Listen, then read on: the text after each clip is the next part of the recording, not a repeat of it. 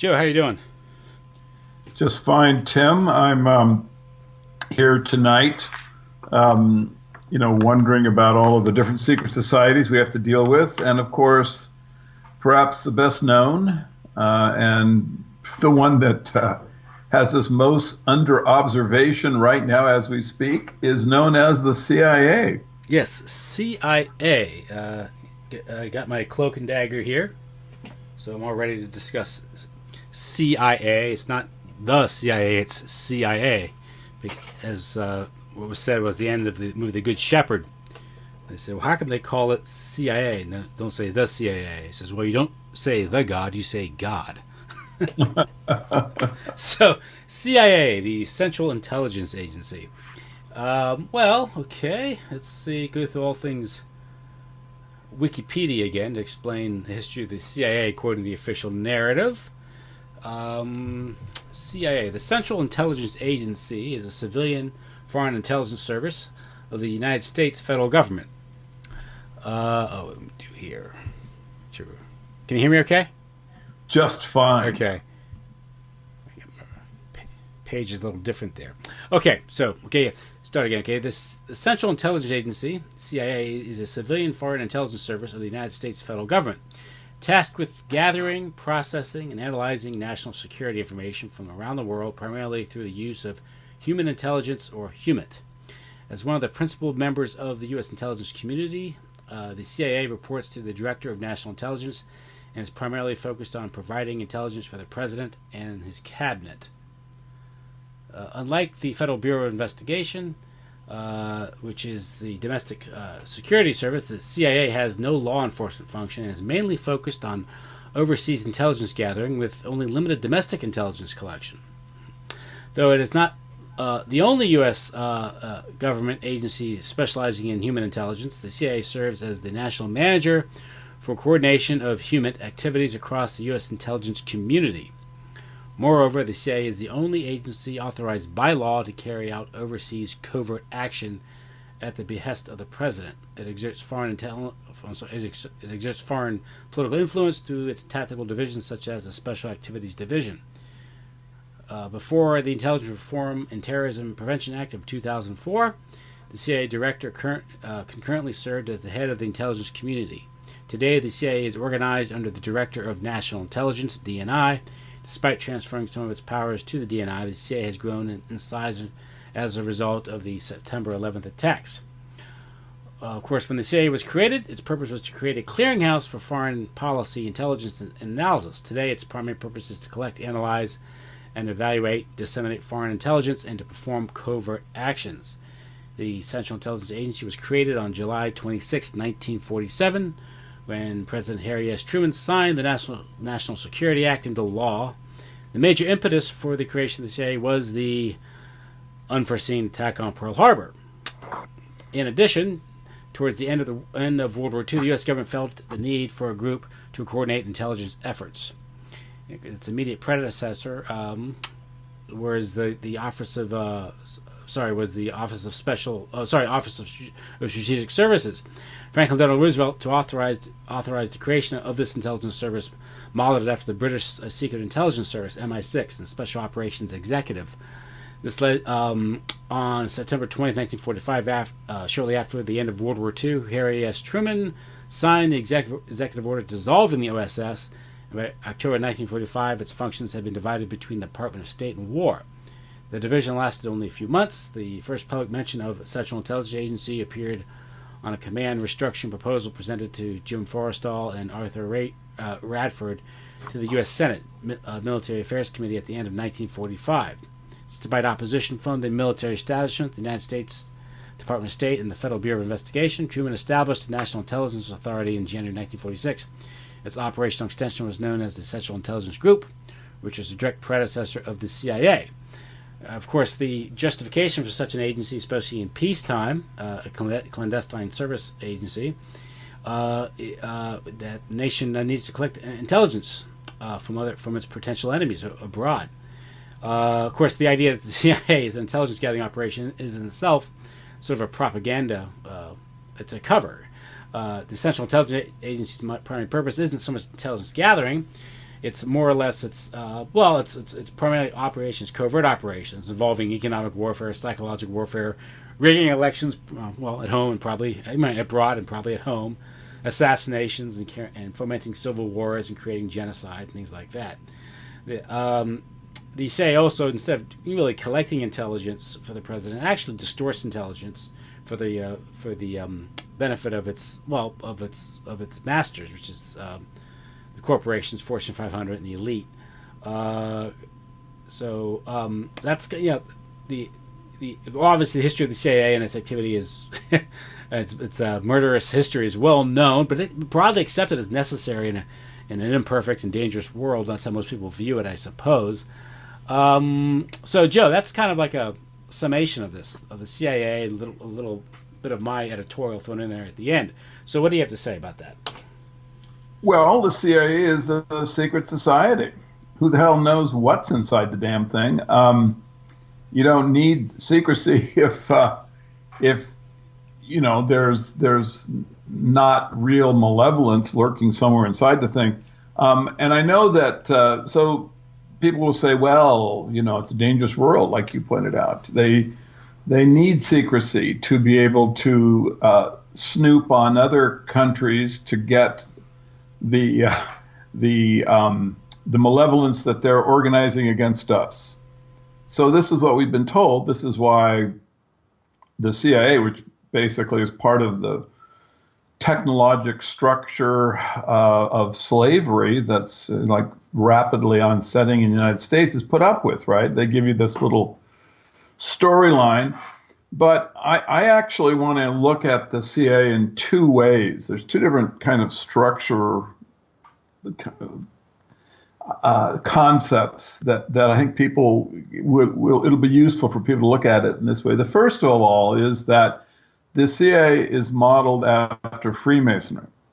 And by that I mean you have concentric rings of sort of need to know that take you deeper and deeper into the core, and that's what's hidden from the public. So people will see on the outside, they'll know people involved in the CIA, perhaps, or people who've had contracts with the CIA doing things, and people will look at that and they'll go, well, you see, the CIA is somehow integrated into American culture. It's part of democracy. But this would be the same mistake as to look at Freemasonry and to look on the outside and to see people that you know and think that that's really what's inside it.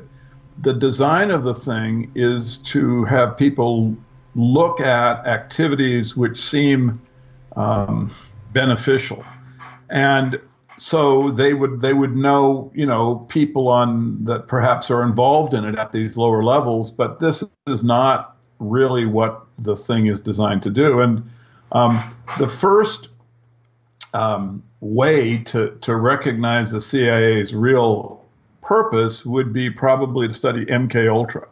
If you want to look at that operation, you can see that MK Ultra had nothing to do really with foreign nations. MK Ultra had at least 10% and maybe as much as 25% of the CIA's budget for year after year when it was first onset.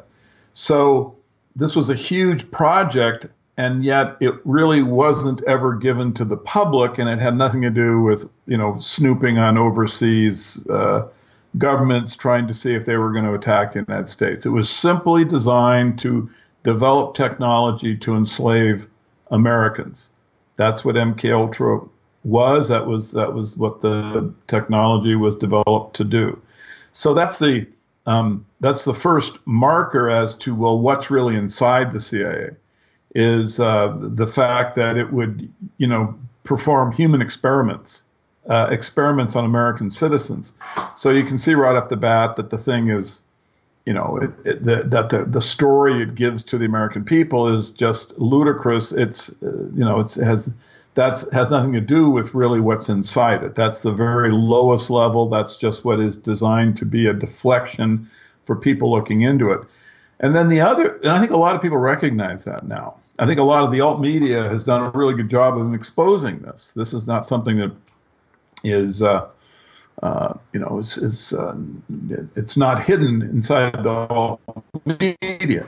But the other thing's less well known, I think, and it isn't talked about as much, which is that the CIA's cover, the explanation that it gives for its existence to the public, that it's involved in this skullduggery, this battle of wits, with the Soviet Union or with Islamic terrorist boogeyman or whoever, they claim that they're in this snooping battle with, that's completely fake.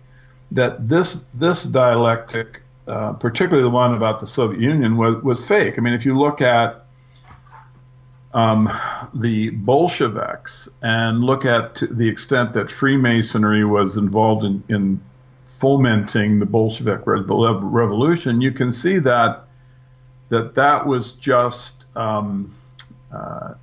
part of the New World Order. It wasn't something that was separate. It was just the Russian operation. This led to coordination between the Masonic-controlled governments during World War II.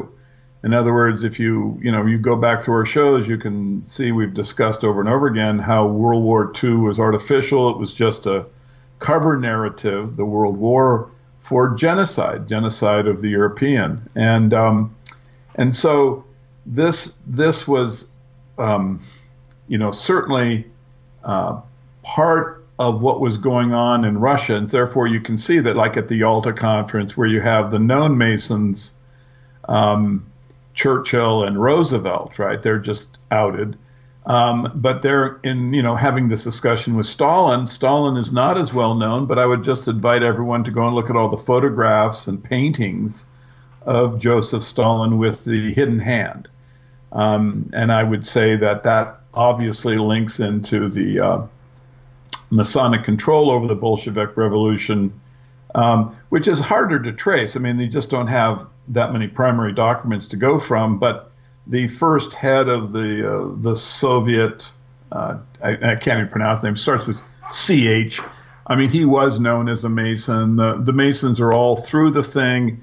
You're getting funding from basically this combination of Masonic and Jewish banking families that we've seen over and over again in the West. So I would say pretty obviously that the Soviet Union was just, that branch of the New World Order, and that the struggle with it is artificial, right? That would be my position, is that the dialectic, this struggle between two forces is the thing that most confuses us in general about everything in reality, but certainly about like world political structure. I think that the Gorbachev Perestroika thing was also fake. I mean, Gorbachev's connection into, secret society is pretty clear cut. The fact that he was working with Soros, I think, is particularly revealing. And so, I think that that's the other way to look at the CIA, is that it's, as you look into it, it's Freemasonry and it's structured. It has need to know concentric rings inside the thing, and the public looks in and we only see what we're meant to see. The inside of the thing is malevolent. It's involved with things like 911, and God knows what else. But it certainly is just absolutely evil and malevolent. But it defends itself from public awareness by all these levels and different ways of kind of being complex, and that the overall dialectic that it was created to, because it needed to be created because, my gosh, there's this terrible force, the Soviets, that's fake too.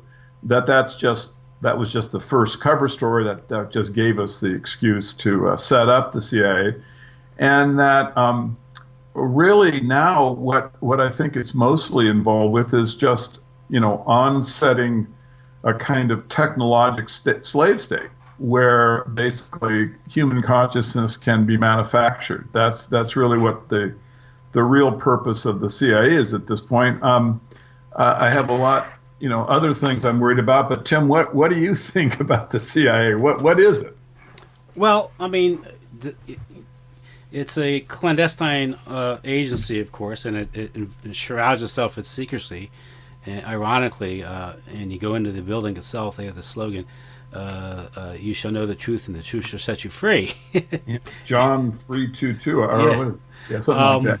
So, but of course, now you say that there's no accountability and all these things, but the director of Central Intelligence is confirmed by the U.S. Senate, and there's congressional oversight, right? There's the Senate Intelligence Committee, and then we've had in the 70s you had the Church Committee hearing, the Pike Committee hearings, you had the Rockefeller Commission, and you had William Colby sharing the family secrets, the family jewels with the public, and Well, I'm being sarcastic. We have the New York Times and Washington Post reporting on scandals of the CIA, so we know we have democracy, we are free. Yeah. God. Point well taken. It's an agency itself. Again, as I read in the introduction, it said one of the reasons for its creation was the U.S. government needed to coordinate the intelligence of the various agencies like Office of Naval Intelligence, Army Intelligence, and these things, State Department, because of the failure to connect the dots that led to the raid on Pearl Harbor on December 7th, 1941. We now know that's a lie. The Franklin Delano Roosevelt was fully and his advisors were fully aware of the impending attack. In fact, they encouraged it and they monitored it the whole way, because that was the backdoor to war, his backdoor to war into the Second World War. That's mostly acknowledged now, so it's not even controversial. The only people who think it's controversial are the ignorant or the blind. So that its cover story is a lie. Now you can look at the agency itself as sort of the creation of it. Its official creation, 1947. Under the National Security Act, as sort of a consummation or of a sort of untoward relationship between big business and government and these things. These relationships, shared interests, have been going back, at least in the United States, for the better part of a century, with the rise of oligarchy and after the so-called American Civil War. Big industrials, families like the Rockefellers, the Harrimans, and these things, these groups that had fomented the Spanish-American War for the so-called sugar interests and national city banks. So this is high finance, interest of high financing, banking, and industry, more or less taking over the U.S. government to pursue its rather narrow interest in the name of the American people. So what you had in 1947 again was this it became formalized, this union, and this is told so much. And if you look at what the agency itself is, the agency, it always had rather than a national security agenda. It's more of a corporatist agenda. The CIA's origins were elitist. It's well documented. They all came from Wall Street. And it's sort of history of carrying out assassinations and coups and fomenting civil wars, always done for the benefit of corporations that are often represented by the director of Central Intelligence, like Allen Dulles. When the CIA was formed, Allen Dulles himself formed a committee of a bunch of Wall Street bankers and lawyers and these things. So these are the people that formed the committee, like half a dozen men, all came from Wall Street, that wrote up the more or less the plan for the Central Intelligence Agency. Allen Dulles himself was a great study. He was, I think, the third director of Central Intelligence, 1953 to 1961, and he was typical of this group of people. He was OSS operative, serving in Switzerland during the Second World War. He was heavily involved in the Operation Paperclip, negotiating with the SS for the surrender. I think the general was Wolf, General Wolf, SS general. He also was a senior partner of Sullivan and Cromwell, which is a well-connected Wall Street law firm representing large American corporations that the CIA often went to bat for overseas. And if you look at some of its operations early on, like the fomented coup or revolution that overthrew Mossadegh in Iran, that was done for the benefit of the Seven Sisters, the oil companies, and you had the 1954. You had the overthrow of Jacobo Arbenz in Guatemala, that was done for the benefit of the United Fruit Company, and even after Dulles left in 1973, you had the same situation going on in Chile when they overthrew what was his name? Allende and installed Pinochet. And this was all done because, Allende was nationalizing these companies and running afoul of these powerful corporations in the United States. And I think at the time, the director of Central Intelligence was Richard Helms. And I think he was a board member of IT&T. So, yeah.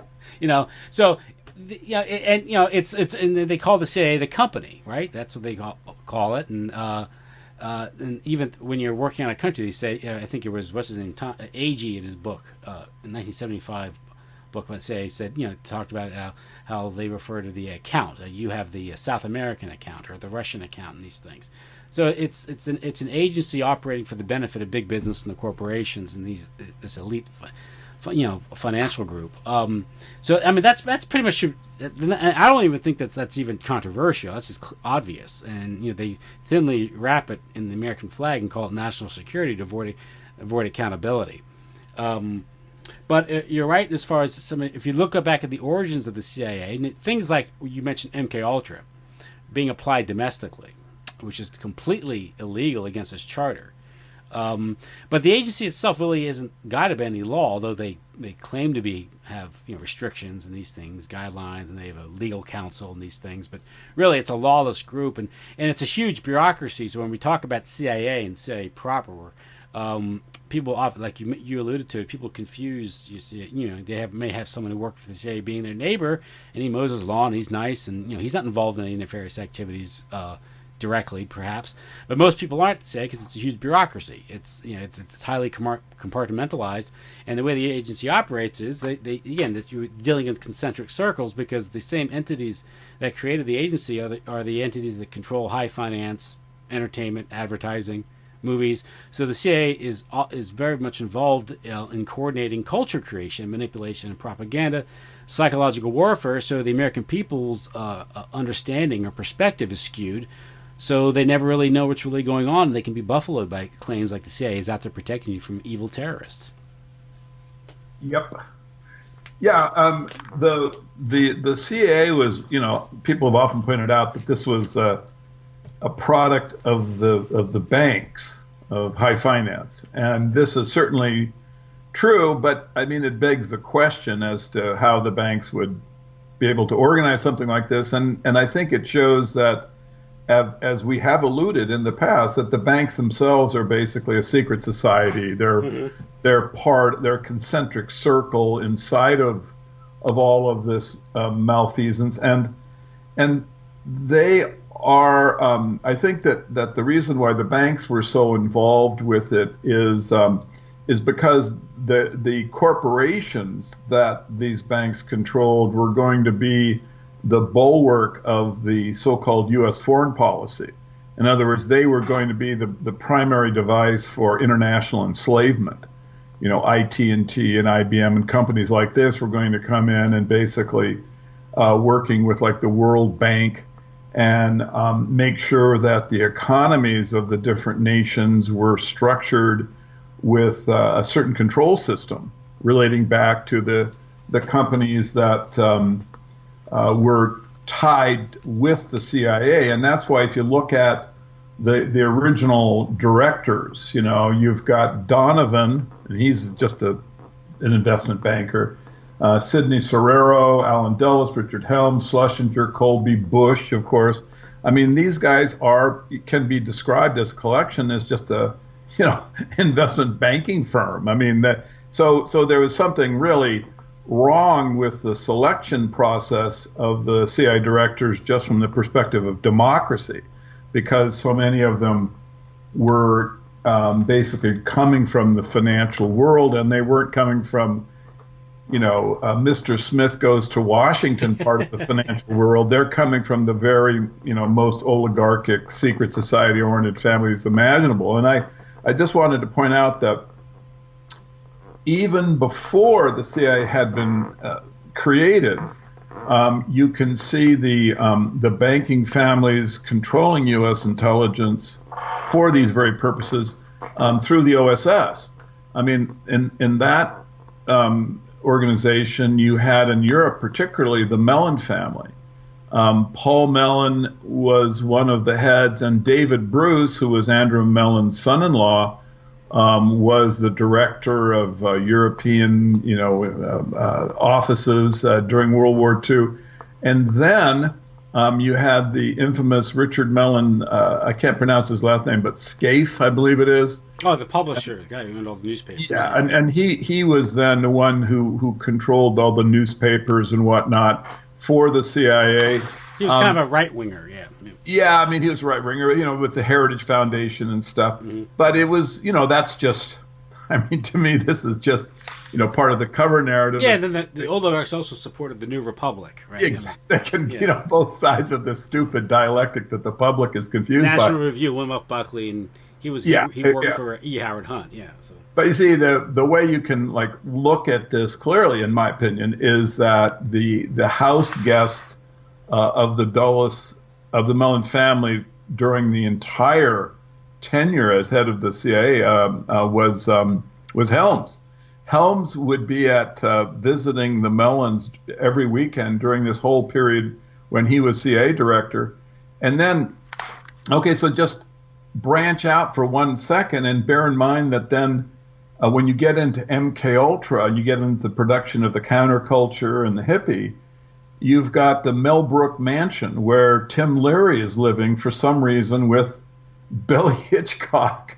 I mean, who is Mellon's grandson, right? Mm-hmm. This is the same place that Dulles was a few months before. He was coming there. Now Tim shows up.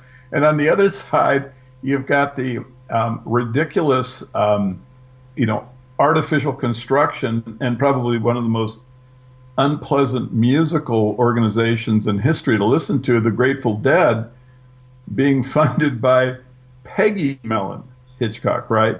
So, when you just sort of step back and just try to draw lines between the banking families and then how the CIA onsets, you can see that it was completely entwined with it. But as I said, it wasn't because the banking family, was the secret society. They are just part of it.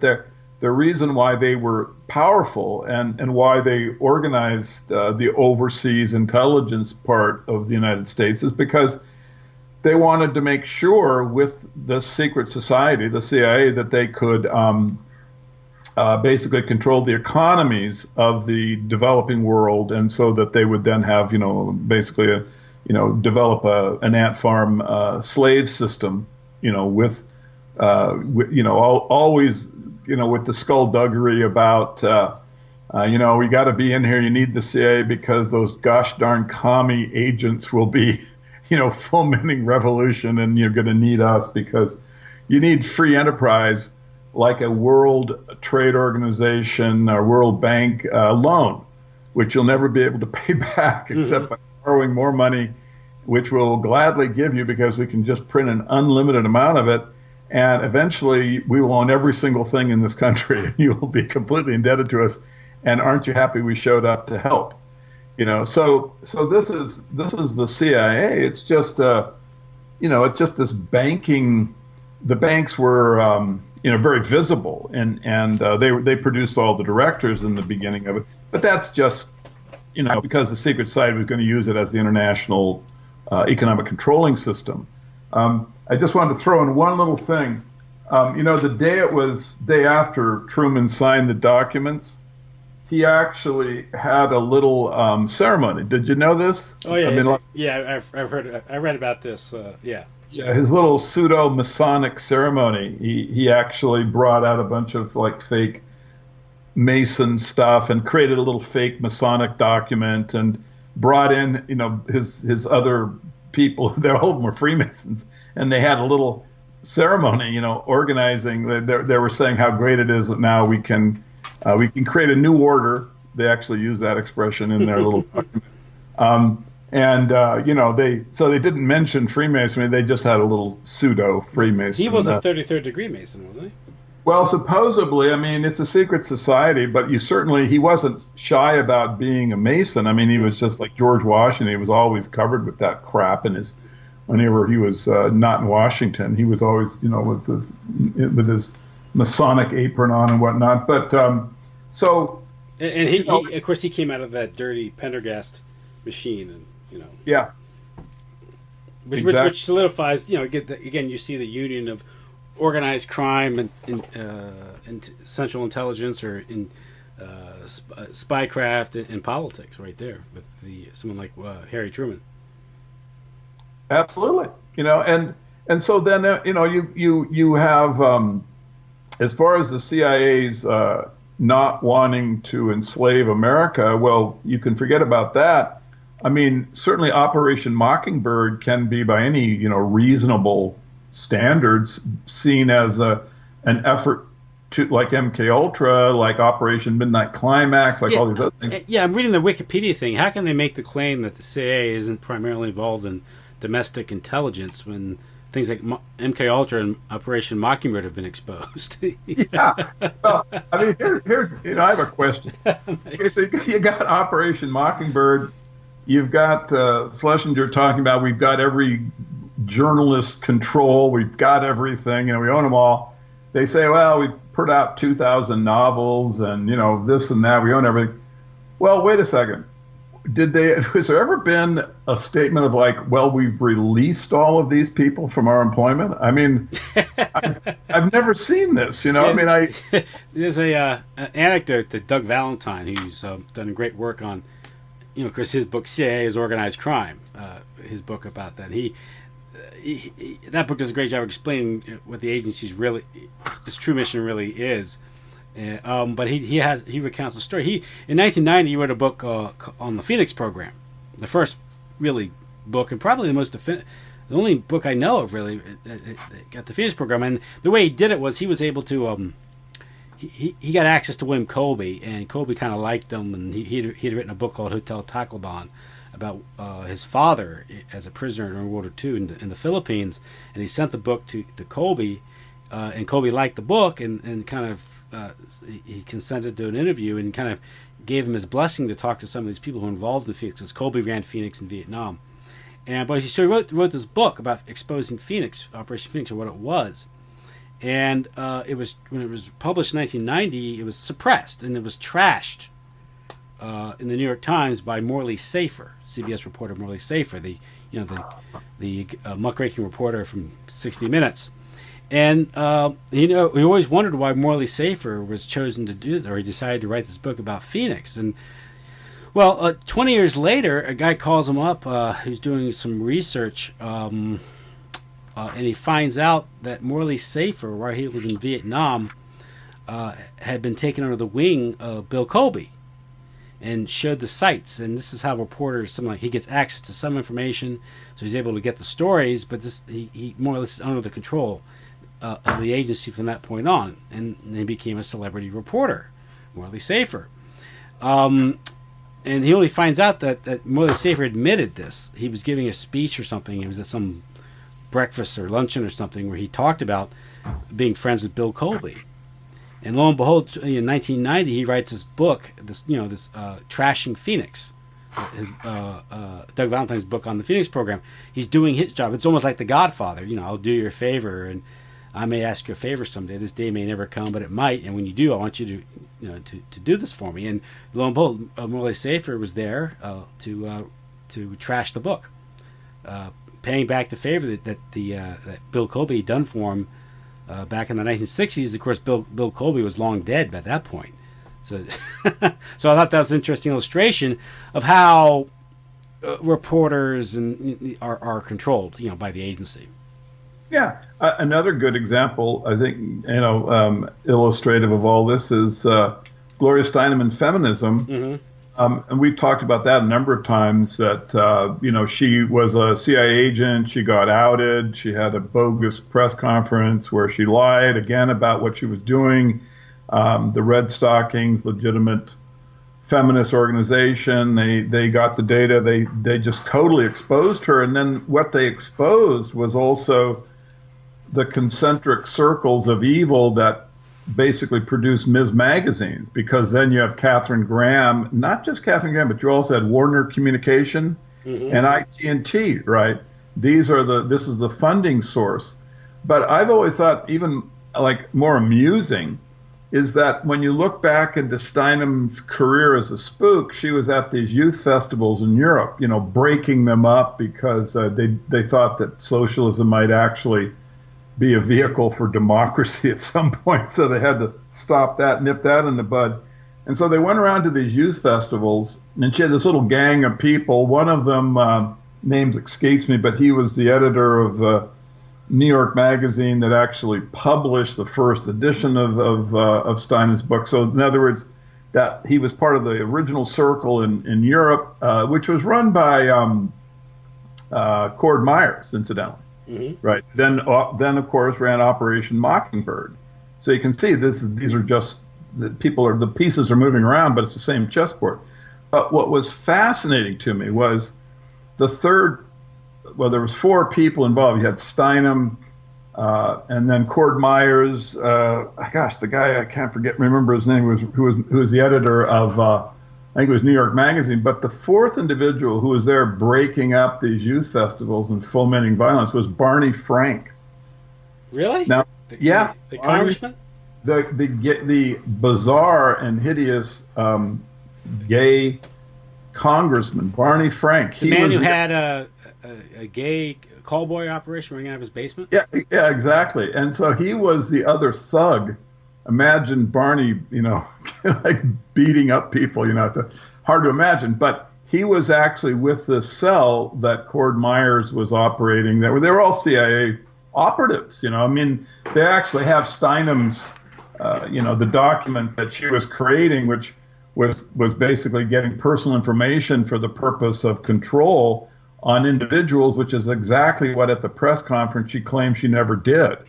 So you can see she was just a lying bitch right up, to the last. She's just lying her head off, and she got called on this, but nothing ever happened, because the mainstream media is controlled, and she was able to delay the publishing of the book and watered it down. There was just, different things they could do. But the point I'm trying to make is that Frank is an example. Because he becomes a congressman. Yeah, right? Congressman who's supposed to have oversight, right? Right, but moreover, it's like it's just like the with Morley Safer, is that this background creates a kind of vetting. You see what I mean? Yeah.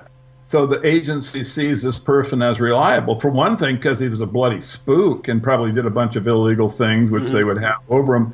But moreover, because he's, he would be inside the club, right? They wouldn't have to worry about him being off the reservation or having to control him. Because he is, Barney Frank is the secret society.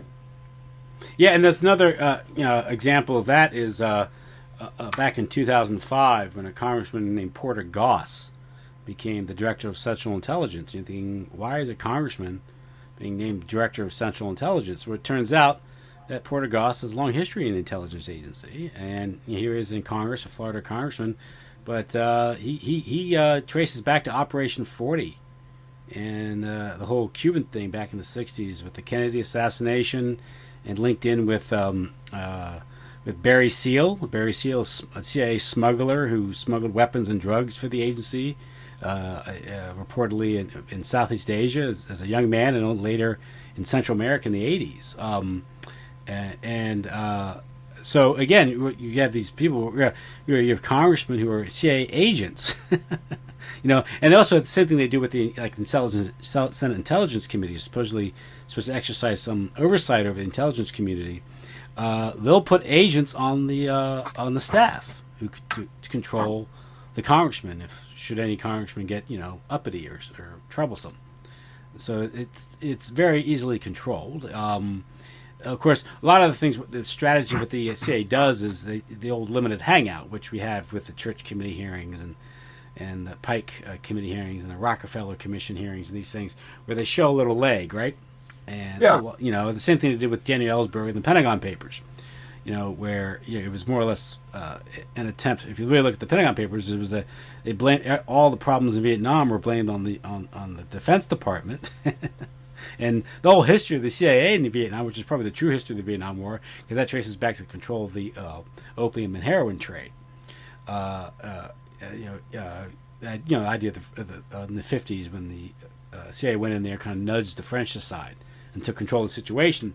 And we see that that's portrayed like in the book, Graham Greene's book, The Quiet American, where CIA agents are going in there and actually conducting false flag terrorism, bombs, and blaming it on the North Vietnamese to justify further intervention into the conflict there.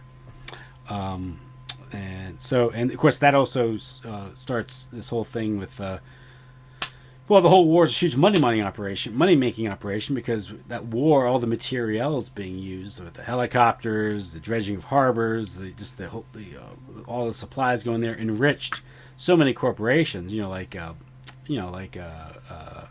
KBR, Kellogg Brown and Root, who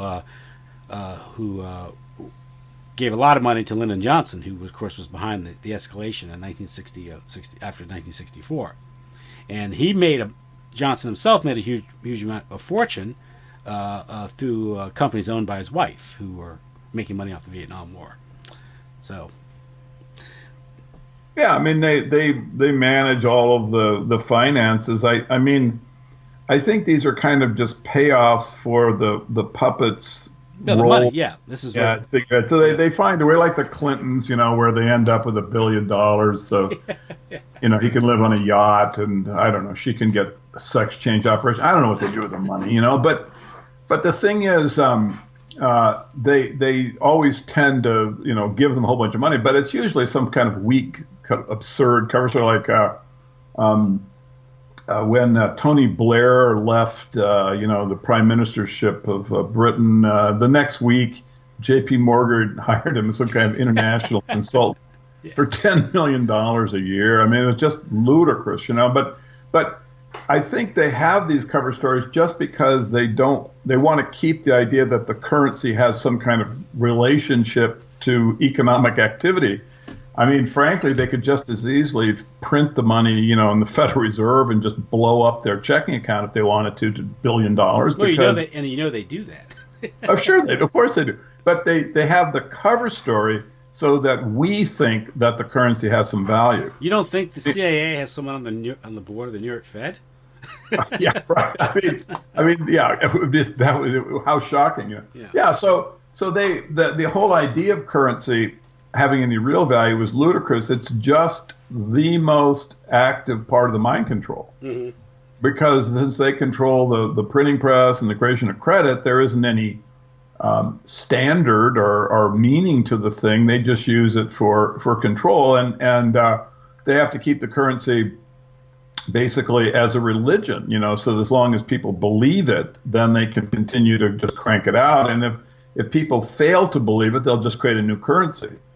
And that's maybe that's what Bitcoin will become. The thing is ludicrous in my mind, and you wonder, well, why is it, so popular? Well, it could just end up being another CIA, creating an alternative type of currency, so that if people start to realize the dollar is stupid, then they would go there. But it's just mind control, and so that's why when you just look at obvious control elements of culture.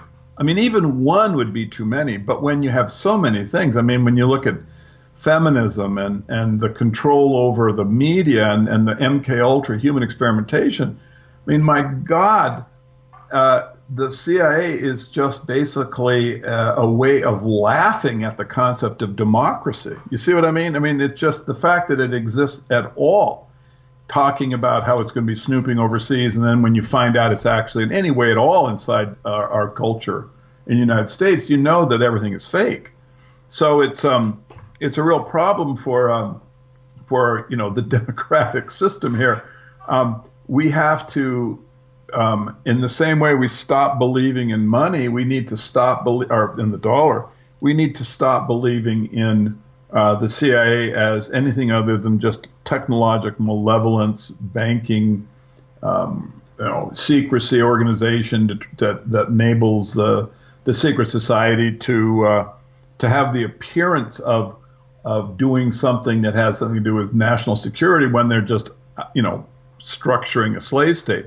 If you look now at all of the these little technological apparatus. The NSA is like looking at all of the emails, and I mean the whole internet was just developed, by DARPA. It's just a way to make sure that when we communicate, we're being observed, right? And make sure that it's in a computer form so that we can be instantly observed, right? I mean, this is really what the whole purpose of the thing is just to create this, where you don't even want to communicate or try to communicate in any other way other than through the controlled computer system that the intelligence secret society operations are, kind of overseeing. And, and so then you can have Google or Facebook or Skype. But the fact is this is all easily, plugged into the big computers that they've developed, big data, so they can analyze stuff. So people say, well, Joe, gee, you're pretty depressing. Well, I mean, it's pretty honest. Yeah. But the fact is that believe me, humans are remarkably, multitasking capable, and we can resist this crap. First of all, we can resist propaganda just by being aware of it. And then secondly, we can start to bend democracy in a better direction by, first of all, speaking honestly among ourselves. This is the thing that I am more and more advocating, is just trying to get people to be honest in their own conversations. Don't go to a social gathering and then not discuss your feelings about 911 or the CIA because you're intimidated.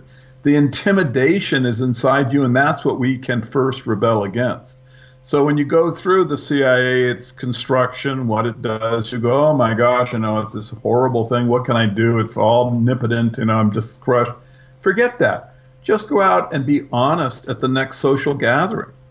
That's all you have to do.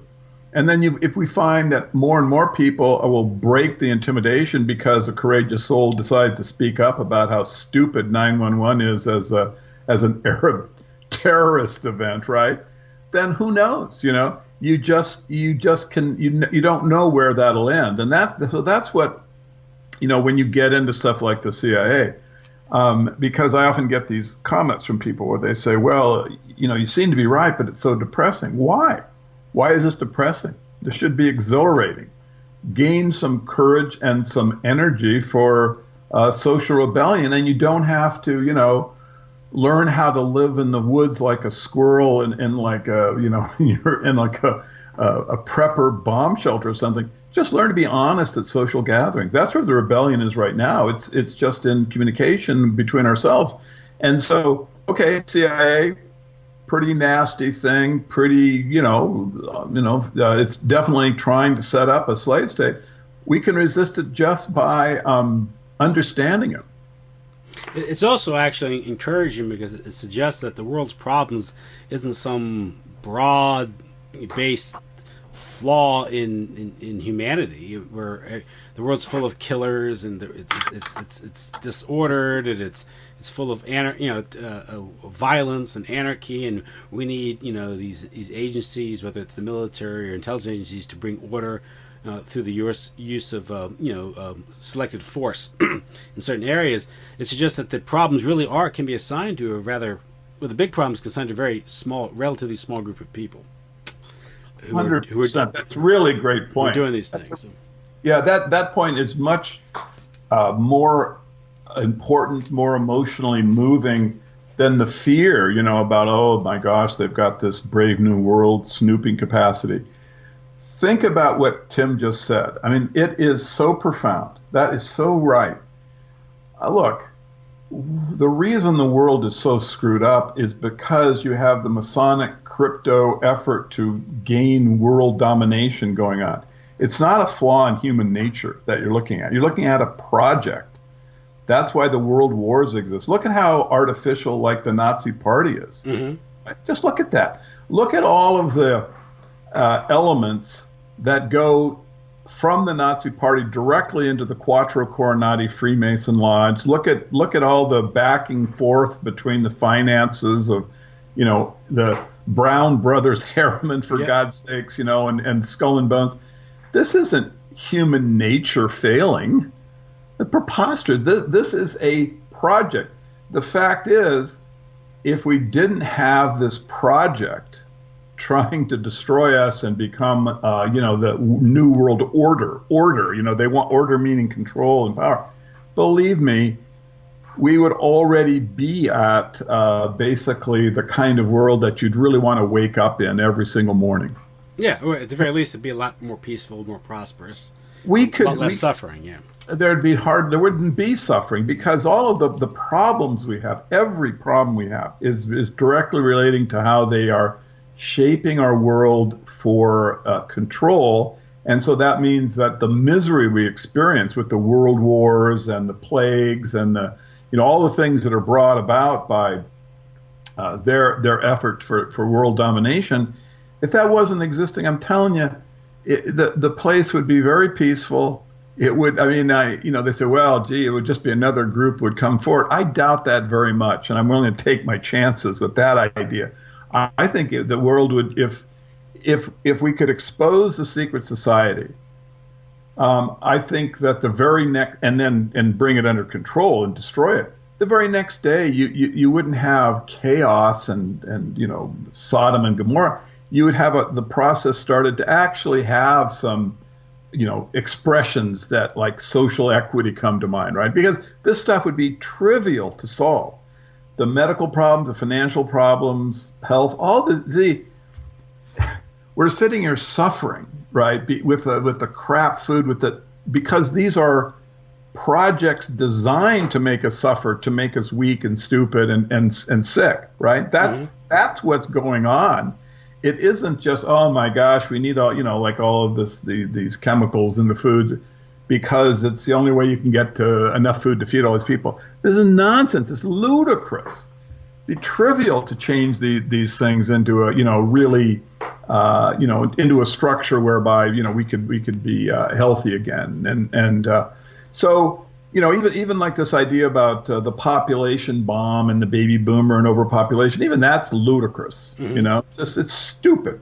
So we have to just recognize, look, the whole system, from the CIA to the media they control to the banking system with the dollar, it's all just designed as a slave state. It's there to twiddle with our minds, so we think that this chaotic world is, just blowing up all around us, and all we can do is look for some kind of like government agent to come and save us. Well, we've got to save ourselves. Now, a big understanding, I guess, is you have to look at CIA as organized crime, and as Doug Valentine's book says, CIA as organized crime. And one of the best ways to look at it that way is to analyze its history. You look at its history of the CIA and its facilitating and managing the global drug trade.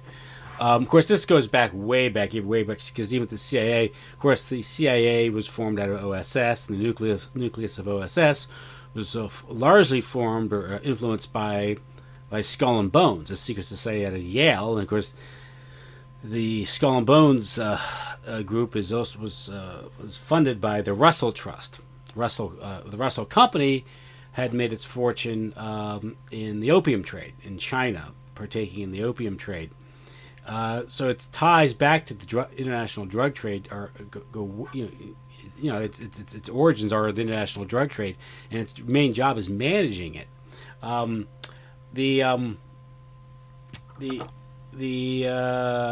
This goes back even to the 1930s, the operations in China, Burma, in the run-up to the war, America's war in the Pacific. I guess it was the fall of China, where the nationalist Chinese, the KMT, the Kuomintang, which was which America, I think it was America's stated policy to support the nationalist Chinese, the KMT.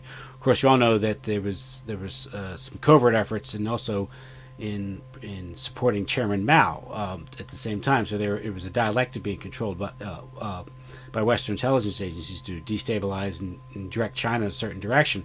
But nevertheless, the KMT, after it was expelled from China mainland, and it maintained its residual force in Burma largely through the sale of opium, which was facilitated by the OSS. and later the CIA. The same thing happened in the 1940s. In an effort to control the Italian elections, and right after the Second World War, to supposedly prevent the communists from winning, they got into bed with Luciano, Lucky Luciano, who helped suppress the communists, and also it was funded. They gave in return for that effort, they gave him the franchise there, and this was so-called French Connection. So the CIA was facilitating the importation of heroin into the United States via Turkey through Marseille and into the United States. Of course, the Vietnam War itself, Air America. It was in I guess it was Vang Pao in Laos, who was this general who was being paid to field an army of teenage boys. Funded. He was paid. He was paid with opium. And of course, Air America was a CIA subsidiary or front company that was an air force, more or less, that was built up to fly the opium out. And of course, during the Vietnam War, it was the transportation of troops and materiel that was used as a conduit to ship heroin into the United States. You have in the 1980s, of course, before that, you have CIA's efforts in Afghanistan when the Afghan war was fomented by the United States, draw the Soviets in, and then the CIA's job was to go in and support a war against the Soviets, and that was largely funded through the heroin trade. In Central America, the dirty wars down there, Gary Webb did a series of expose articles for the San Jose Mercury News, which exposed the CIA was indeed shipping in cocaine. Basically, what happened was they were to illegally send arms down to Central America. It was paid for with cocaine, which was then distributed throughout the United States. And Gary Webb's article, I guess, focused on the cocaine that was flowing into Los Angeles and became crack cocaine, and it helped fuel the crack cocaine epidemic in the United States. Just more recently, of course, you've had the explosion of heroin out of Afghanistan, at least the poppy crop that was largely suppressed by the Taliban up until 2001. The U.S. invaded and exploded, and now I think Afghanistan is now supplying 90% of the world's heroin. And you have multiple cases of CIA planes that had been known to be linked to CIA operations crashing with a ton of cocaine here. Obviously the career of Barry Seal exposed the CIA's involvement in drug importation, flying into the country. And that thing is, we have something as big as the international narcotics trade, which is estimated to be maybe $1 trillion, 6% of the global economy. If you are the people, if you are the elite that set up outfits like the CIA and even the Pentagon, you want to control things. You're simply not going to have something that lucrative being a wild card. They're going to control it and manage it. And that's really what the true mission of the CIA and its subsidiary, the DEA, the Drug Enforcement Agency. And the reason why the Drug Enforcement Agency was created in the 1970s was because the Bureau of Narcotics and Dangerous Drugs, its predecessor, was investigating narcotics trafficking in the United States. And every time they got above street level, they ran into an intelligence operation, domestic intelligence operation. That's CIA. And so they couldn't have any of these investigations above the street level because it was an intelligence operation. And what happens is, whether it's the Sinaloa cartel, the Medellin cartel, or from time to time, a drug cartel is going to be supported by the Central Intelligence Agency and other intelligence agencies for a while to kind of use them to ship in the drugs. And then they fall out of favor for one reason or another, and a new cartel is set up. Just recently, we had a case in federal court in Chicago where a member of the Sinaloa cartel was on trial, and he claimed he was working with the CIA. And his testimony was suppressed by the U.S. Attorney under the Classified Information Act, which is invoked when evidence in court threatens to reveal an intelligence operation. And you have all these examples, and now it's like everyone knows that CIA has been involved in drug trafficking. You still have people to this day denying that the fact that the CIA is the biggest drug importer in the world. People call it cocaine. People call it the Cocaine Importation Agency. So it's out there. So I mean, it's a criminal organization, and there's no law. There's no law that guides it, and there's no effective oversight. There's no law that really guides this agency. It really is by nature a rogue agency. That's why it was created. That's why it's created like the structure that it has. It was created so that we can't bring our laws from the peon Congress people, whoever we're actually able to elect, into controlling the CIA. I mean, getting back to your kind of the sort of the process of historically of like the drug trade. On our last show, you brought up. You read an excerpt, I believe, or just synopsized an author, a woman, I believe, who had Dr. Nancy Banks, yeah. Yeah, and she brought up the point that, we have the inner city drug selling boogeyman, right, as sort of a national icon and a plague, on inner city culture. But she pointed out that, well, let's look at the drug trade. And let's look at the financing and legal and sort of banking structure of it all. Is that something that an inner city kid could actually in any way ever even imagine? And this, of course, is ludicrous. So what you're really trying to deal with is the lowest and most unsophisticated part of the whole basically Masonic system, right? And this is the one who we see in the newspapers, the inner city drug selling boogeyman. But the fact is, if you actually look at it in the way you were describing a few minutes ago, you can pretty easily trace the drug trade. When you talked about the Russell Trust, well, let's not forget that good old Hang Seng Banking Corporation, HSBC, that was actually, I mean, here there really isn't any sort of camouflage, just because of, at the end of the Opium War, the opium traders needed to have a way of like managing all the money they were going to make. And so they set up a bank that would be both in Hong Kong and Shanghai. And it was just simply set up to handle the drug money. Yeah. And this is what it was, right? And this is when you talk about the Russell Trust, you're talking about money that is being basically moved around and overseen by this banking cartel. This is what the Russell Trust was involved with. And so then when you go forward and then you see the Russell Trust setting up Skull and Bones, right? And then Skull and Bones now, as it spreads out into international banking, it comes right back into more control over drug money. Right. Mm-hmm. And so it's never really, as far as I can see it, this also goes back to the point I was making about what the world would be like if we could ever get the secret society extinguished. All of this horror that we've been experiencing with drugs, and I mean, opiate addiction now is become legally a horror story in America.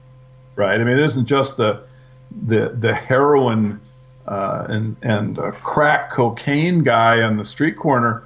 I mean, now it's the doctors that are just giving, Oxycontin for every possible ailment. And there's, God only knows what the actual number of people are in the United States that are addicted as we speak. Yeah, I think the Sackler family increased the strength like 8 times to protect its patent, their patent.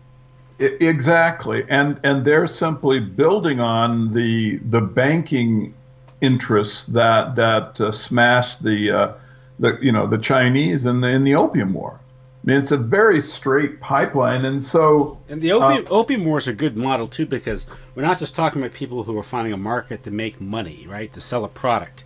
There is you can use drugs, you can flood a community, a city, a country, or part of a city, to destroy it, destabilize it, for perhaps to gentrify it 10, 15, 20 years later.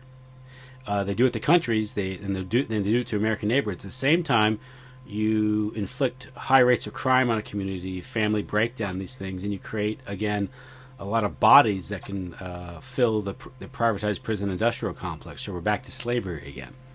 Right, but also you're shattering the culture so you can get in the new political class, which is Brave New World, right? I mean, that's yeah, exactly. Yeah, I mean, so that's I mean, the Masonic project is always the same. I mean, it's always shatter the culture, bring in politicians to handle a crisis that have that lie about a cover narrative who they are. They're cryptos, they're Masons, and then as soon as you get control, you just kill anyone that attempts to change the political structure from once you've got it. Once you're in power, you don't stop being in power. You just come up with new cover stories and, a new dialectic. You have, perestroika with Gorbachev as opposed to the Politburo and Brezhnev, but it's Soros is there with both sides, of that dialectic. So yeah, at the same time, you're facilitating the inflow of drugs. To say you're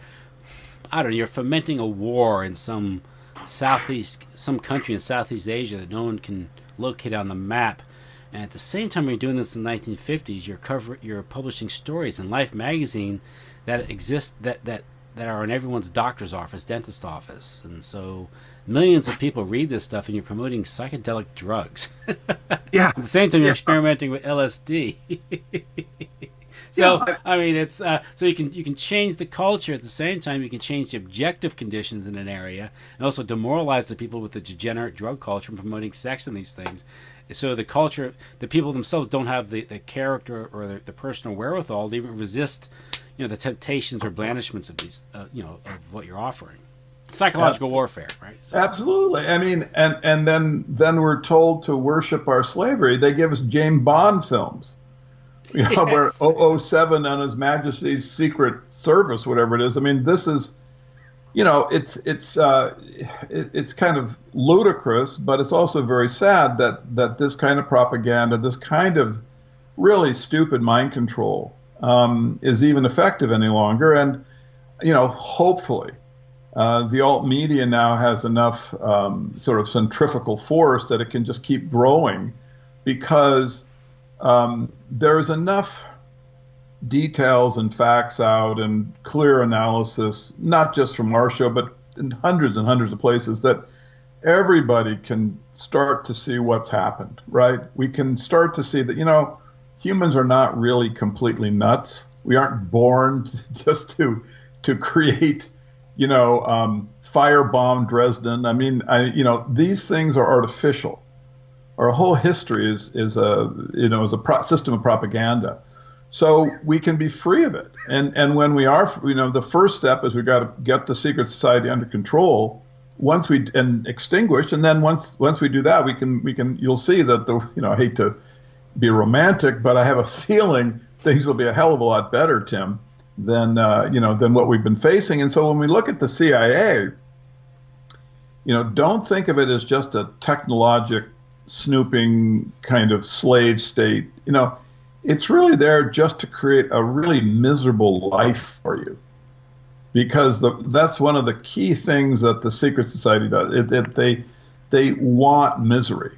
That is their goal for the human race. They want misery because then we will be willing to accept, the political power that they desire, because we are, in danger of something basically they've created. So, and creating misery, and so then we would turn to something like, the Hitler or Lenin or George Washington. Yeah, man on the white horse. Yeah. I'd like to share this. This is with the audience. This is from Doug Valentine's book, CIA as Organized Crime. And he writes, "The war on terror is the greatest covert operation ever. In explaining why, I'll begin by defining some terms, because when discussing business, politics, and terrorism, word management is all important. The FBI defines terrorism as the unlawful use of force and violence against persons or property to intimidate or coerce a government, the civilian population, or any segment thereof in furtherance of a political or social objective. Clearly, this ambiguous definition begs the question, when is terrorism lawful? The U.S. government's stated policy regarding terrorism is well known. It always condemns terrorism accordingly. America is never a perpetrator of terrorism, but always a victim of it. The war on terror is the ultimate expression of this stated policy. It is lawful violence in self-defense, not unlawful violence by a non-state actor for a political or social purpose. This is the stated policy incessantly hammered into the dim American collective consciousness by the Pentagon and the State Department saturation ad campaigns. But if one looks behind the suffocating cloak of secrecy, censorship, and propaganda that surrounds the government's unstated policies, an entirely different story emerges about deliberative war crimes against humanity committed on a massive scale. Like Diogenes with his lantern held high, I visited the FBI office in Springfield, Massachusetts on 21 November 2012. I didn't have an appointment, but one of the resident agents agreed to listen to me. My intent was to make him respond to evidence of the CIA's engagement in and in support of terrorism in Syria.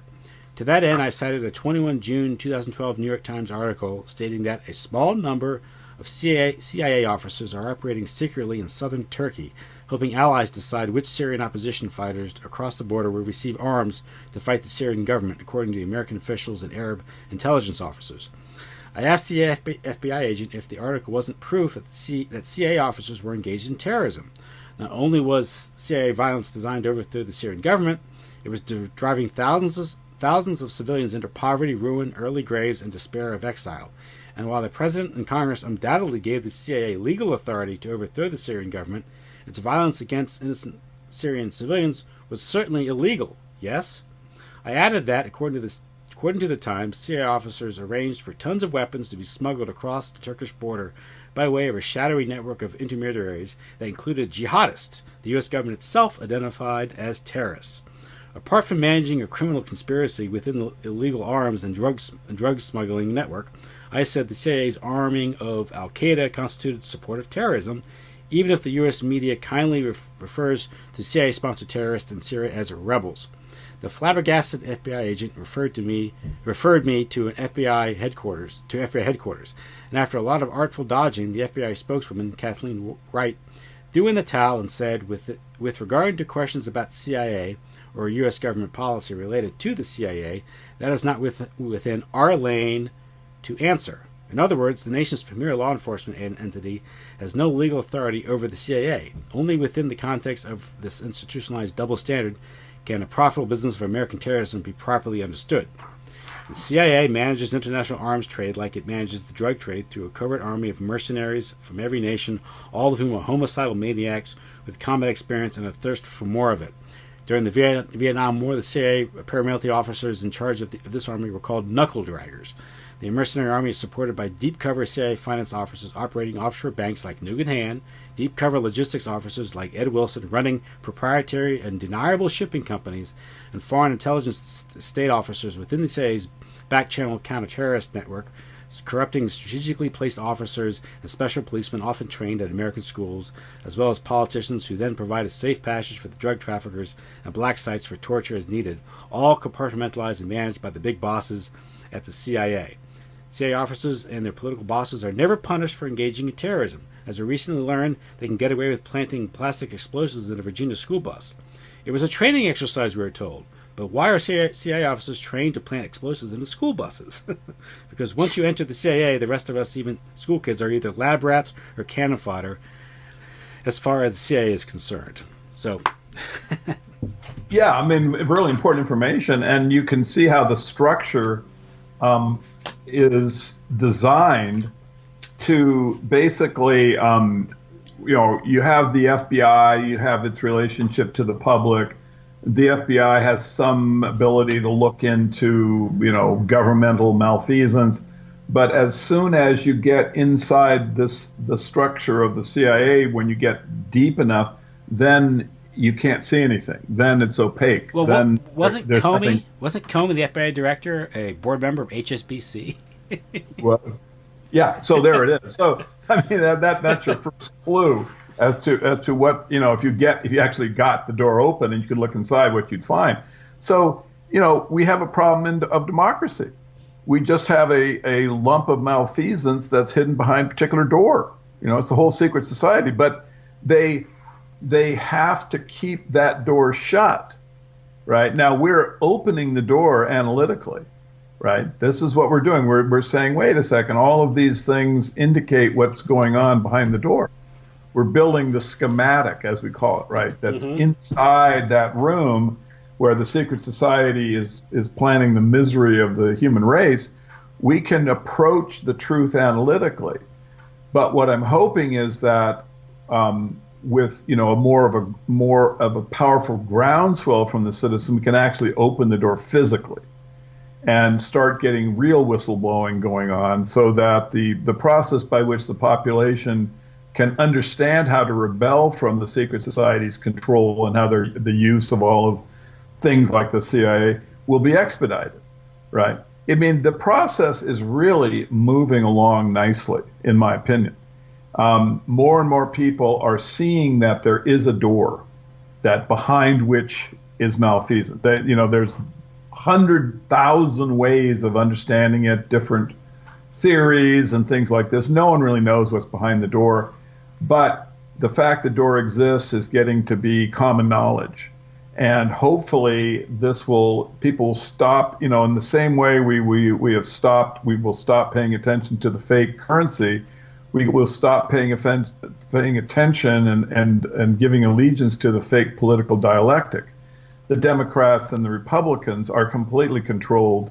They're as much under the thumb of the oligarchs as the CIA is. So we need a different approach to our sort of political activity, a higher quality of democracy.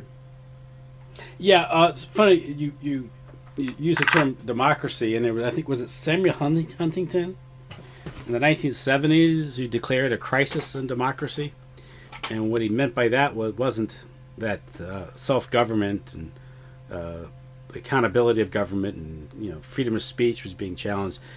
The crisis of democracy was that people were beginning to think too much and be critical of government, and that needed to be reversed. And this gets into the psychological warfare, which is the chief operation of the CIA. This is why it's involved in movies and these things, and not just movies that promote the CIA, but also promote certain cultural outlooks, worldviews, and movies and these things. This is why they're involved in like promoting CIA and the Defense Department's involved in shows like Cupcake Wars, or Cutthroat Kitchen, and these shows that people watch on cable TV.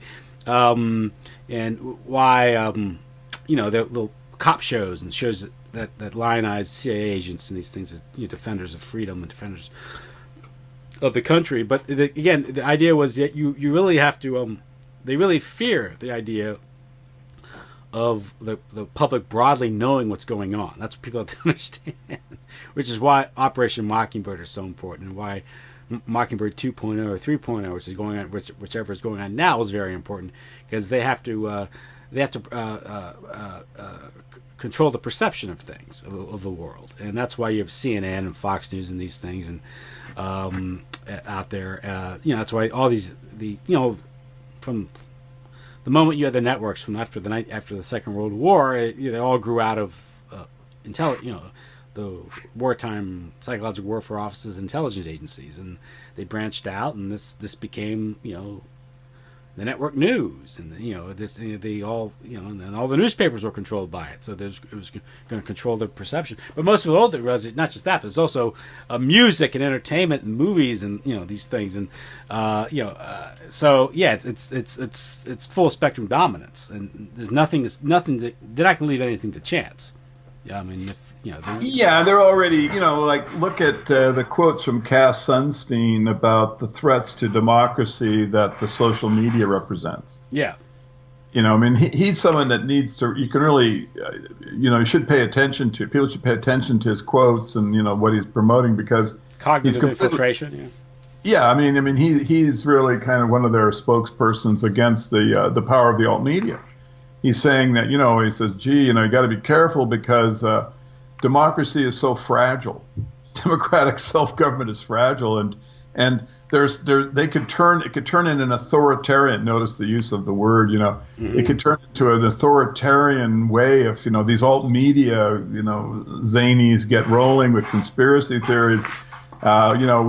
We could end up with like a less democratic world. In other words, if when the alt media starts to actually turn people into thinking beings, we're going to have to stamp down with some military force to keep them in prisons to stop them, from trying to exercise the ability to fight for freedom. And so you can already see that they're kind of, obviously they're well aware of what's going on, and they're trying to manage population back into safe areas, but they have no hope. There's just no way. There's just too much information that's out. Too many people are sharing information. I mean, it's going to be a chaotic period. I would just tell people that we aren't going to enter, in my opinion, into kind of a gentle slide to an extinguish of kind of human consciousness with Masonic control, just basically replacing hoi polloi with robots. I think it's going to be. I think you're yet to see freedom give a chance to strike back, and I think it is going to happen. And I think so. Just be prepared for bumpy times, and we should look forward to it, right? I mean, we're not trying to help human misery increase. We just want to not be extinguished. We want to have no more genocidal projects that the fake dialectics maneuver us into slaughtering ourselves. So we have to, get control over these government apparatus, and that's just going to be a bumpy road. Mm-hmm. Yep. Okay, Joe. I think we covered it.